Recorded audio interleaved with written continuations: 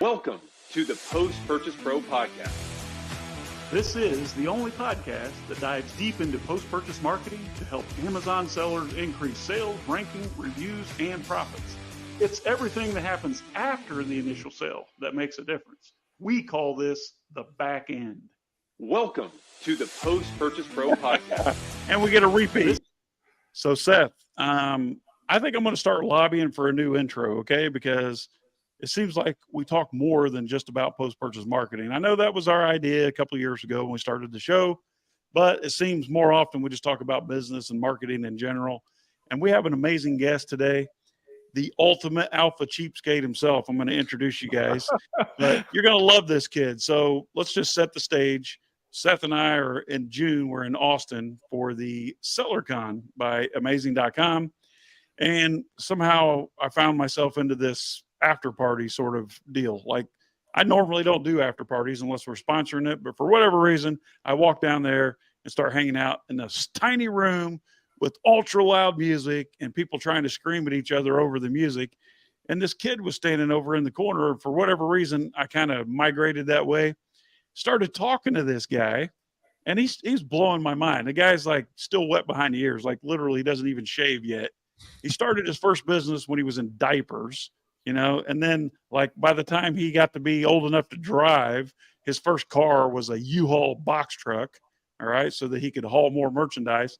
Now the kid's out to do $100 million, and he's running quite a remarkable business in this niche market in Amazon. Do you remember? I do. It's a completely different business model that I'm dying to get into. So let's go ahead and welcome Mr. Isaiah Fritz to the show. Isaiah, welcome to the Post Purchase Podcast. How's it going? Did you finish that banana you were eating backstage? Yeah, I just ate my banana. You know, here in Indiana, Southern Indiana, Yes. It's lunchtime.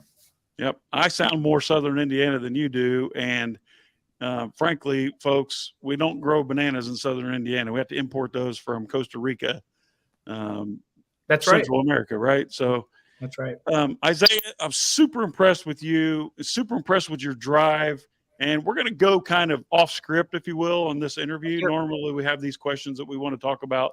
Yes, but sir. I really want to dive in. If you'll give me like a 2-minute background on who is Isaiah from House Fritz and why. I mean, tell us about your family background. It's just a remarkable story. You have like 742 siblings, and you guys are in Southern Indiana. Where are you from? Tell me about your family and what the heck made you who you are. Number one, my parents made me who I was for sure. So I hope so. I grew up here in a cornfield in Southern Indiana, and I got 6 brothers, and I'm the oldest, and I have one little sister at the end, and my mom is about to have the 9th child here in a couple weeks. So I will be 24 years apart from that. So I'm 23, going on 24 here pretty soon. And my birthday is coming up in October towards the end. So I'm super excited about that. But I remember that my mom, she has told me, right, that she's been selling on eBay since 1998. Back before there was PayPal, they had money orders. And there was no images. It was just text, right? Wow.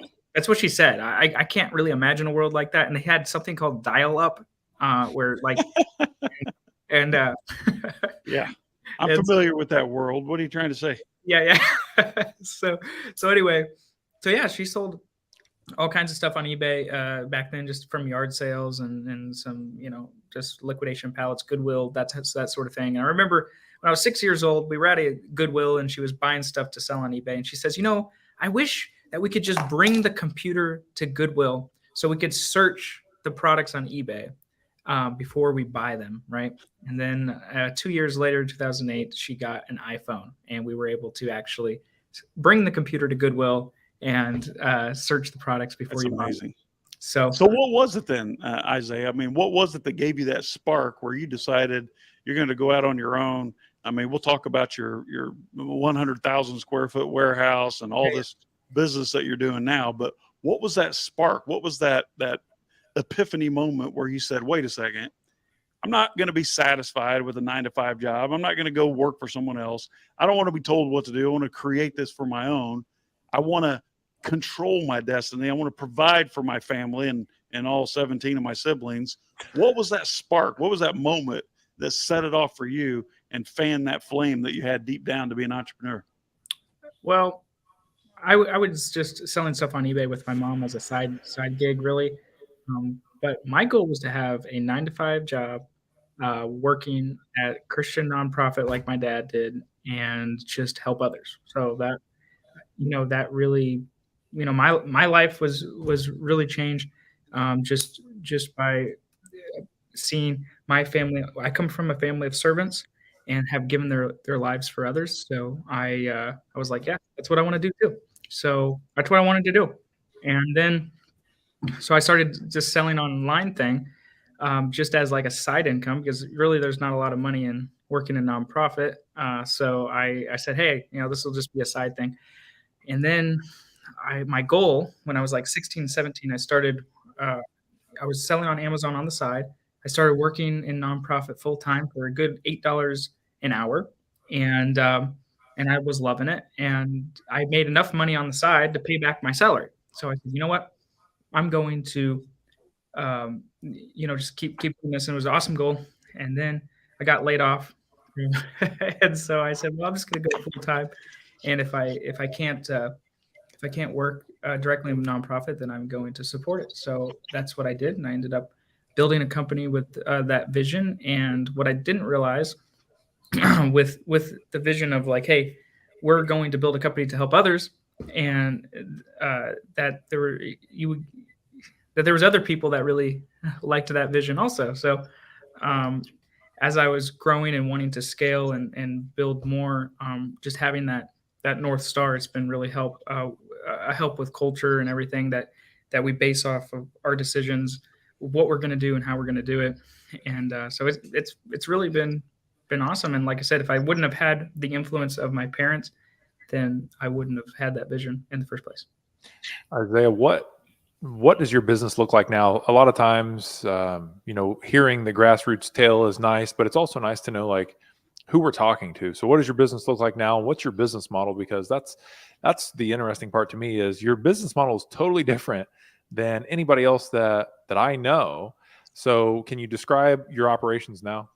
Absolutely. So I started just buying and selling stuff at yard sales. So then I started buying and selling stuff like retail arbitrage, then wholesale, and then my Amazon account got shut down because I didn't have invoices from the manufacturers and distributors, and I was getting these IP complaints and all these things. And so during that time where my Amazon account was shut down, it was really hard for me. And I was like, I'm never going to sell on Amazon again. But I ended up getting a hold of Jeff Bezos' technical advisor through LinkedIn. And he was like, hey, I'm really sorry for what we did. And I got a personal call from Seattle, and they gave me my $40,000. They said they would hold forever, and I got it back. And I learned a lesson. If I'm ever going to sell on Amazon, I'm only going to deal with manufacturers and distributors. So I Googled manufacturers near me, started knocking on doors, and got a random candle company to trust me to sell their products on Amazon. They were selling on Shopify, doing about $1 million a year. Grew that company to $2 million a year in 2 years.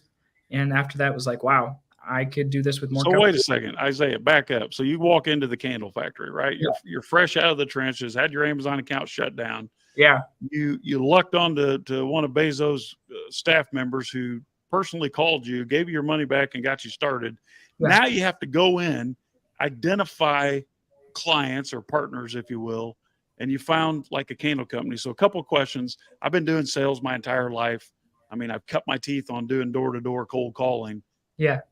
Number one, how many calls did you have to make? I mean, like how many doors did you have to open before you got the yes? And what was your exact pitch, the way you remember it, to this candle company? So I probably hit at least 10 manufacturers locally before I got the candle company. Okay. And do you remember what kind of products they were manufacturing?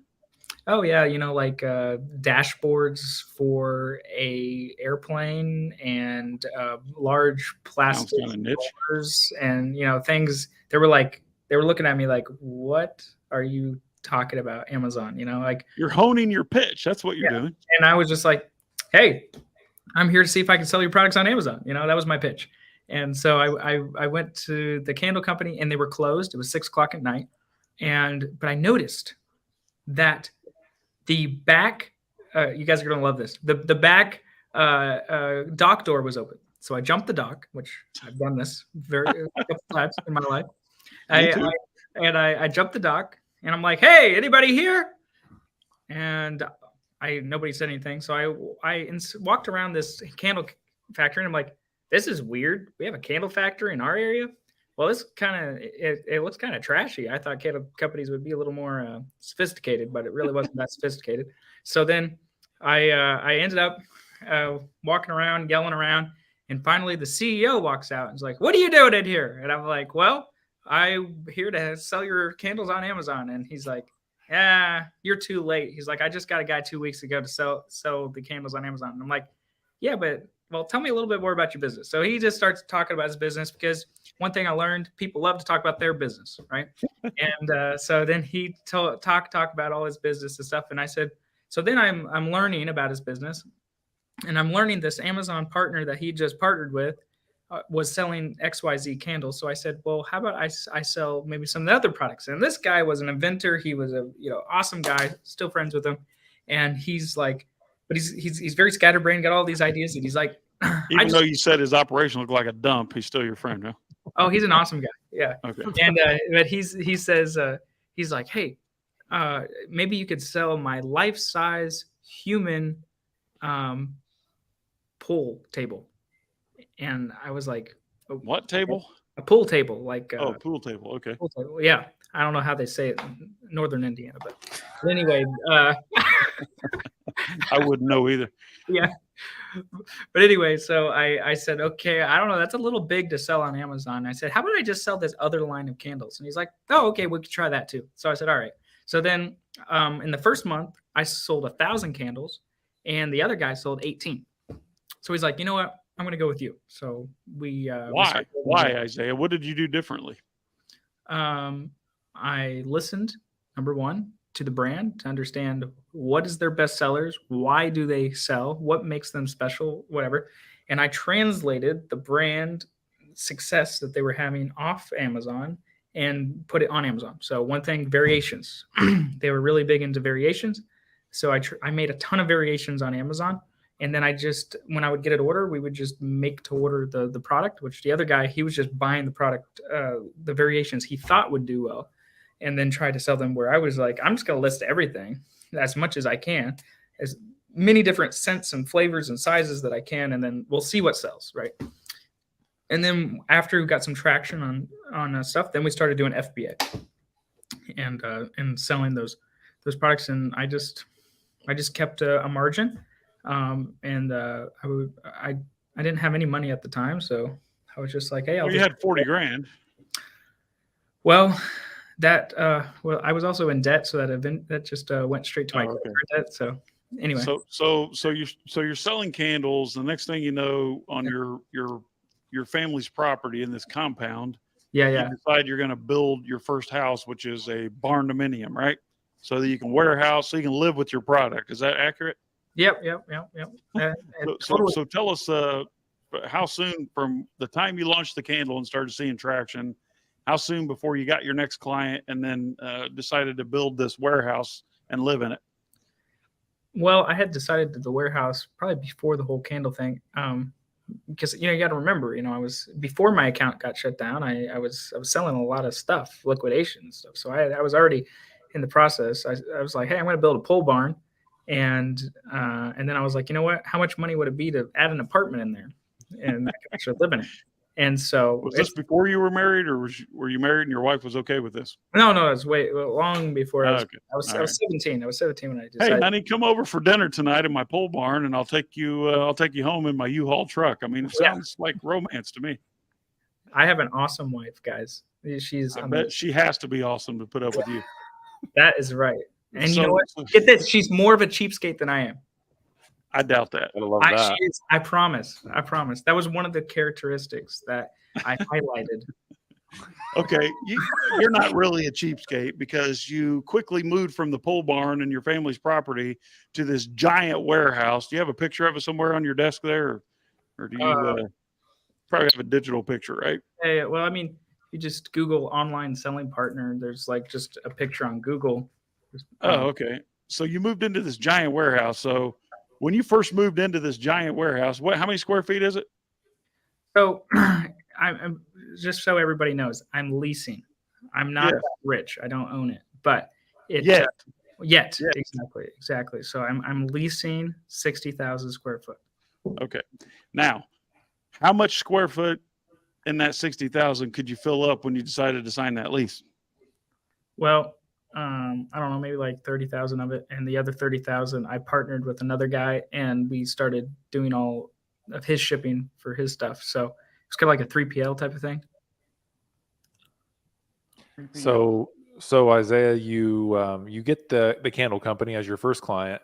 Sean's jumping ahead in the story a little bit, but you're selling the candles for a fee, right? You're taking a percentage of the sales. So I'm that's selling on my account. That's the thing. I wasn't selling on his account. I sold on my account. And the reason he said he had his account and he had his account shut down because he had 3 late shipments. So he couldn't open another account. So he was banned from Amazon, right? So I was selling on my own account.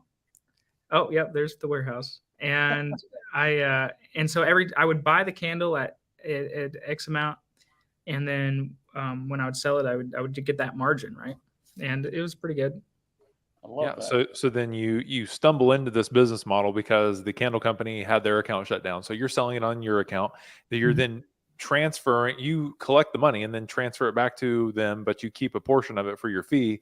And then I guess your business has expanded from there simply by amplifying that exact same structure, right? I mean, that's how you do business today.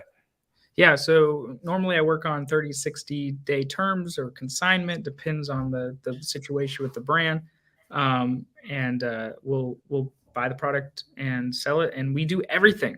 We do everything for the brand. We're a complete service. We, all the listings, the content, the blah, blah, blah, blah, ads, whatever, and the logistics. And so we're getting very specialized on being able to do Amazon at scale as a complete service for brands. And so we work with non-Amazon focused brands because the ones that are Amazon focused already know what to do. So I want to work with people that don't know what to do, and so that I can grow them on Amazon. Sounds good. So Isaiah, for those, just imagine, go back to when you were sourcing products at yard sales with your mother. Yeah. You're a young entrepreneur. You're just budding the business, right? If someone is watching this or listening to this show on the podcast, and take a young entrepreneur like my son Cash, for example, he already kind of knows what to do. Yeah. He's going to be way more successful than I am. Cash is going to be way more successful because that's what Seth keeps saying. He's pretty driven. Well, let's say I'm a 13-year-old guy. I'm homeschooling. I want to go out there and create some friction in the world. Create a little value and get paid for it. Where would you suggest I start? If I'm just still wet behind the ears trying to get out there and do something, what advice would you give yourself 10 years ago when you were 23 and you only had 7 brothers and sisters? Or when you were 13, sorry. Oh, yeah. Well, number one thing, and I think, back when I was 13, and I'm really glad, is you gotta make your life right and start focusing on where am I going to be in 10 years? Where am I going to be in 20 years? And start thinking that way. So many kids that I know of, they don't think that far out. They just think to the next day, maybe if you're lucky. But so I think that's one thing, is start thinking about how you want to set yourself up for your life and think long term, and I think then you can start making decisions. Okay, if I want to hit this goal in 10 years, what do I need to do now to start doing that? And the thing you need to do is you need to go out and get experience, and you need to go just start doing things. Everybody's always like trying to figure out, I want to go watch, this course over here. And if I follow this course, then I'm going to make a bunch of money or whatever. It's like, how about you just go figure out where something is selling for more over here and it's selling for less over here. Just try to find that and get in the middle of it. And it doesn't matter what it is. It doesn't matter if it's yeast or Yeast. yeah, piece of metal. What is this? A Sasquatch? Sasquatch. Sasquatch. That's yeah. Seth's name. Yeah, yeah, Sasquatch. So yeah. yeast. It's That's funny funny. that you said yeast. Like yeast is sort of representative in the Bible, in the Holy Bible, that is, as sin. Why would you pick yeast out of all these items to sell? Because it's so small and insignificant? No, because I made hundreds of thousands of dollars in yeast in like 3 days. Whoa! Now this is a story we're gonna have to dive into. You Yeah. did what? You made hundreds of thousands of dollars in selling yeast In 3 days. in 3 days. All right. Yes. So Tell the story here. So here on the Post Purchase Pro podcast, I'm going to teach you how to sell hundreds of thousands of dollars and profit in yeast in 3 days. So step number 1, watch out for a pandemic. Okay. And then when you see a pandemic, you will know people will want to make bread at home. And so that's kind of what happened is we were actually doing some retail arbitrage right at the beginning of the pandemic. And one of my guys was like, hey, this product is sales rank number 1. Is this a bug? And I'm like, yeah, probably. And so we took a look at it and I'm like, this yeast is $2.50 at the store and it's selling for $25 on Amazon. What? It's like, that's a little interesting. So I was like, well, we'll just buy it and see what happens. So we bought it and we like sold the whole case, like boom. And I was like, wow, that really is number 1 bestseller in grocery right now. So How long did it take you to back that U-Haul truck up to Kroger? and, oh man, I was going all the way North Indiana to South Indiana, going all over the country with my U-Haul, grabbing all this yeast. But what even smarter than that is I called the yeast company and I said, I need a list of all the distributors, all your distributors. So then I called all the distributors and I got a pallet from this distributor. I got a pallet from that distributor. I got 2 pallets from this guy. And I was just collecting pallets of yeast. And I made $200 and some $1,000 profit in 3 days of sales. And since then, your business has been on the rise, pun intended, right? Exactly.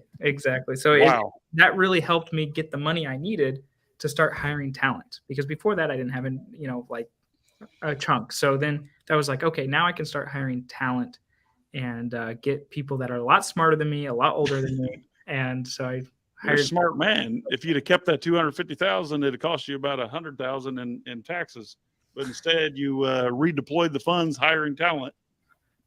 I haven't paid taxes in a long time. Don't say that out loud. Somebody might take it the wrong way. I just redeploy everything, right? Yeah. I get it. So Isaiah, remarkable story, especially about the yeast.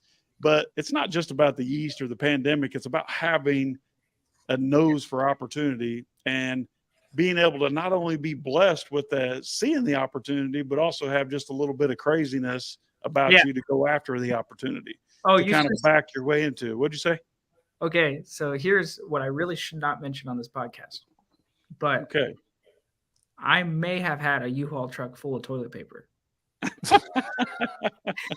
You're lucky you didn't get mugged. Yeah. You should have seen some of the store managers yelling at me. But anyway. All right, so top 3 list for young entrepreneur coming up. It doesn't have to be young because I'm an old man and I'm learning from you. All right, I'm like counting down the days to the next pandemic. Come on, COVID. All right, but listen, what are the top 3 things that I could do or do differently as I'm building my business that's going to make an impact on where I'm going to be in the next 10 years, the next 20 years? When you start thinking about decades, what are those, like, either something I need to be thinking about or something I need to avoid at all costs as an entrepreneur? Well, don't ever get set in your ways. So be flexible. Yeah, be very flexible in the beginning, right?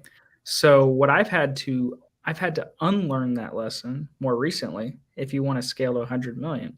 So you start off, you're super flexible, you're saying yes to everything, And then you have to unlearn that lesson and say no to stuff, right? And you have to say like, no, wait a second, I have now. Like joining masterminds, right? So anyway, Perfect. as you grow, you're going to get more and more opportunities presented to you, and you're going to see more opportunities. At first, you're only going to see like a little bit of opportunity because you don't have experience understanding and seeing opportunities.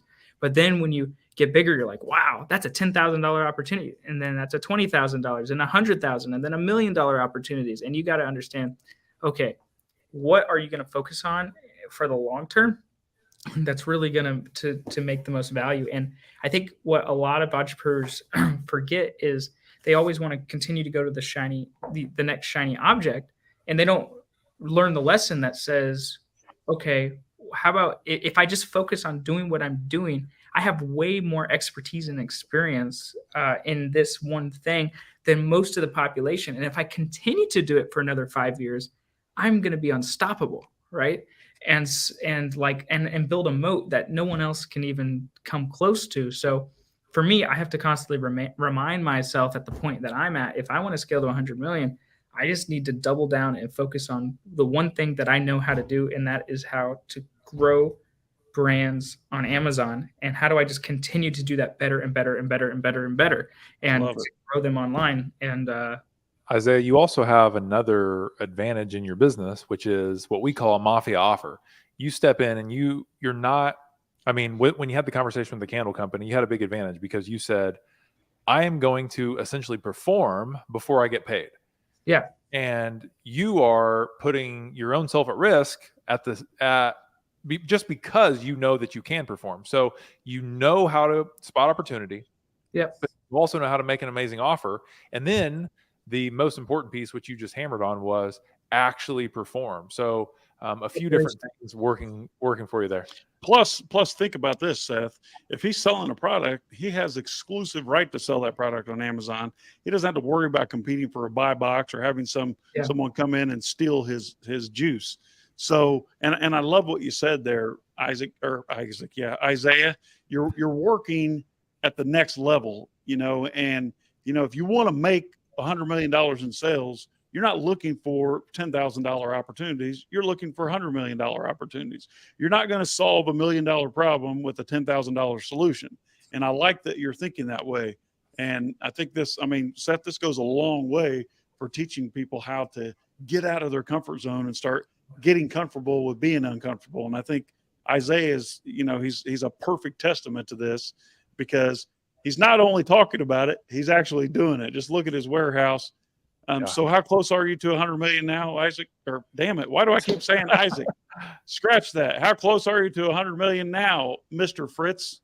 I can't screw that up.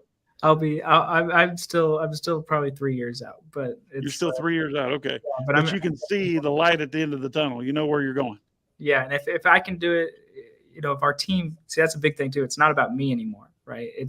I can only do a little thing. It's my team that does everything now. Right. But it's still your vision. Don't discount that. Yeah. But it's really my team though. And so if my team we can do what we say we could do for these brands. Yeah. It'll 3 years. So how many brands are you working with right now? Around roughly 15. Around 15. And do you need how many brands do you need? Here, you think to hit the 100 million? Easy math. If I work with a brand that they're doing $1 million a year currently on Amazon, that's one thing. They have to be already on Amazon somehow, if it's resellers or whatever. And if we can grow that 1 million to 2 million, right? Or if they're doing 2 million and we grow to 3 million, but let's say on average, my average customer, I'm just throwing numbers out there, is doing $2 million a year on Amazon. Multiply that by 50 customers, that's 100 million. So all I need is 50 customers for 100 million. But we've seen that my average customer is actually getting more than 2 million as we're getting bigger. So I don't even know if I will need 50 customers. So that's you're going to get there pretty quick. All right. So before we run out of time, which we kind of already have, I'm a brand out there. I have a little bit of exposure on Amazon, or maybe not, but I'd like to, and I want to work with Online Selling Partner. What's the best way to engage you and reach out and learn more about what you can do for me as a brand? Yeah, so we're an invitation only company. So you can Kind of like my mastermind. you can I learned from the best. No. So anyway, we Be one, ask one. yeah, so onlinesellingpartner.com, you can fill out an invitation form, and then we'll do an evaluation and see if we're only going to work with brands that we can get behind and really know that we can help, and that's the goal. I mean, we've worked with brands before that, we were able to grow their sales by 20% or something like that, or solve one little problem. And it's like, if we really want to work with a brand, then we know that we can really make a difference and really solve big problems for the brand.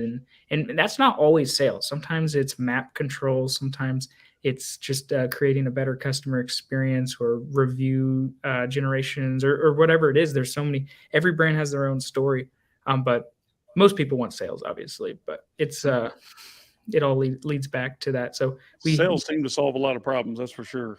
Control and grow. That's what we do. Number one, control your brand, because a lot of people don't have control of what's going on at Amazon. And then two, let's grow it.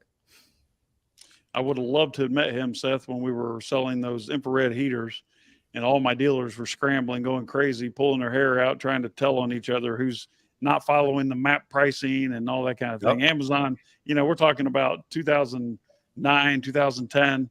Things were crazy back then.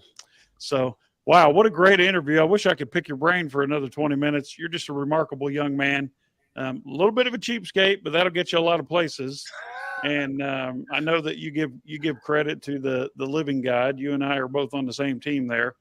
And I just want to thank you for taking the time out today, Isaiah. Any last words of advice or parting words of advice for anyone listening or watching today or listening to this later? If you want to be rich, live like you're poor. I love it. If you want to be rich, live like you're poor. I love it. Seth? Isaiah, thank you so much for coming on another episode of the Post Purchase Podcast. We'd love to have you back on in the future. We'll see everybody soon.